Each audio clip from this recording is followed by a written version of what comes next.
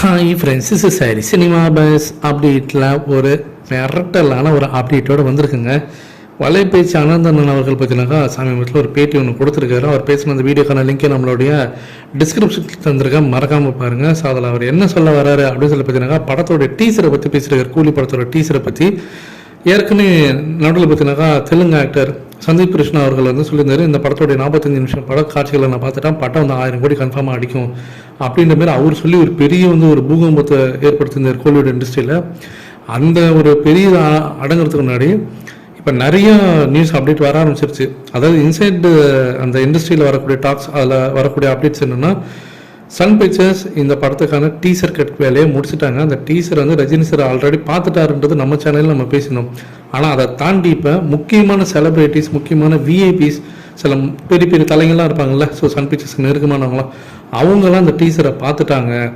அந்த டீசர் வேறு லெவலில் மிரட்டி இருக்காங்க அப்படின்ற மாதிரி ஒரு தகவல் வந்ததா வலைபேச்சியோட அனந்தன் அவர்கள் சொல்கிறாரு. ஸோ அந்த வீடியோ போய் பார்த்தா உங்களுக்கே தெரியும். ஸோ கண்டிப்பாக டீசர் ஒரு பெரிய தாக்கத்தை ஏற்படுத்த போது. சமீபத்தில் அஜித் அவர்களுடைய அந்த குட் பேட் அகிலி படத்தோட டீசர் வந்து பார்த்தீங்கன்னா நல்ல வரவேற்பு இருந்தது, சூப்பராக இருந்தது, எல்லாம் சொல்லியிருக்காங்க.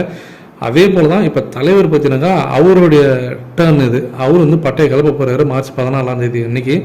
ஸோ லோகேஷ் கனகராஜ் பிறந்தநாள் அன்னைக்கு வரப்போகுது. இதில் இன்னொரு முக்கியமான அப்டேட்னா நான் ஏற்கனவே சொல்லியிருப்பேன்னு நினைக்கிறேன்.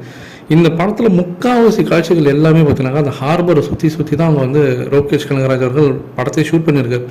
விசாகப்பட்டினத்தில் அவங்க ஷூட் பண்ணது பார்த்தீங்கன்னா முழுக்க அந்த ஹார்பர் தான். இங்கே சென்னையிலேருந்து இப்போ லாஸ்ட் ஷெட்யூலில் அவங்க எடுத்த காட்சிகள் முக்கால்வாசி பார்த்தீங்கன்னா இன்னூரில் இருக்கக்கூடிய அந்த ஹார்பர் காட்சிகள் தான். அதே போல் செட்டு போட்டும் நிறையா ஹார்பருக்குள்ளே இருக்கக்கூடிய அந்த விஷயங்களை தான் அவங்க வந்து ஷூட் பண்ணியிருக்காங்க.